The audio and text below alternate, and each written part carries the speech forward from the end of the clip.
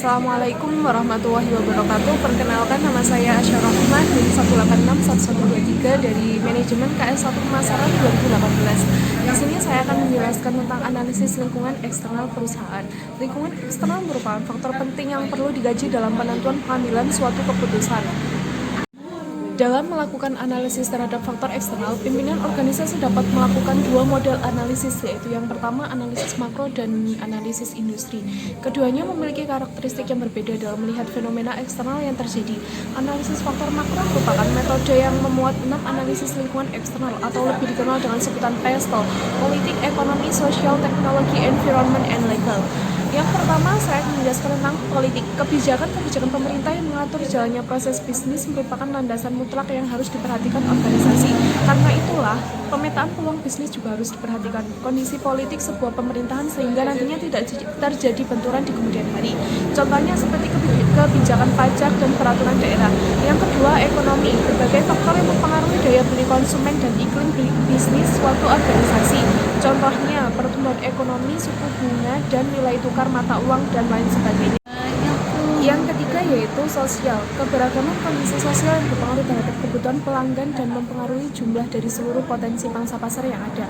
Contohnya, tingkat pendidikan masyarakat, tingkat pertumbuhan penduduk, kondisi lingkungan sosial, dan lingkungan kerja.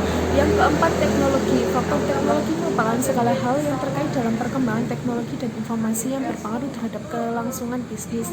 Contohnya seperti perubahan teknologi, perubahan ilmu pengetahuan, dan penemuan-penemuan baru dalam bidang teknologi. Yang kelima yaitu environment. Faktor lingkungan yang terjadi dengan aktivitas atau rencana bisnis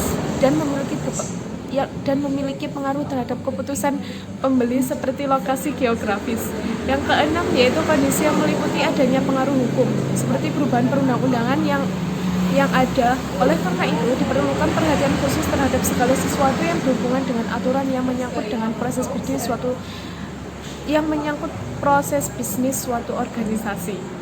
Metode analisis berikutnya yang dapat digunakan adalah metode analisis industri, terkait yaitu dengan metode Porter's Five Forces. Yang pertama yaitu competitive rivalry, menganalisis faktor-faktor persaingan antara sebuah organisasi dan organisasi lainnya, sehingga strategi organisasi akan berhasil jika memberikan keunggulan kompetitif dibandingkan organisasi lainnya. Yang kedua yaitu supplier power, menganalisis faktor-faktor yang terkait dengan pemasok yang memiliki posisi tawar-menawar yang berbeda terhadap organisasi, seperti kecukupan pasokan dari supplier, posisi dan kekuatan supplier untuk mengontrol harga barang yang dipasok.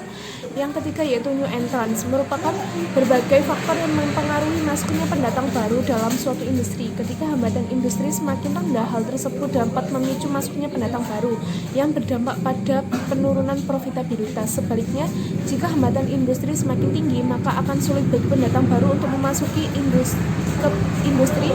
Berbagai hambatan termasuk mencukupi kebutuhan untuk mencapai skala ekonomi. Yang keempat yaitu substitution, merupakan suatu kondisi di mana persaingan produk yang dihasilkan perusahaan tidak hanya berasal dari perusahaan yang mempengaruhi produk yang sama, namun persaingan produk tersebut juga berasal dari perusahaan lain yang memproduksi produk yang memiliki kesamaan fungsi dengan produk yang dihasilkan perusahaan.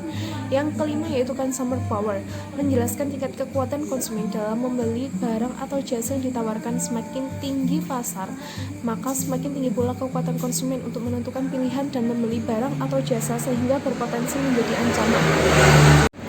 Berikutnya yaitu peluang.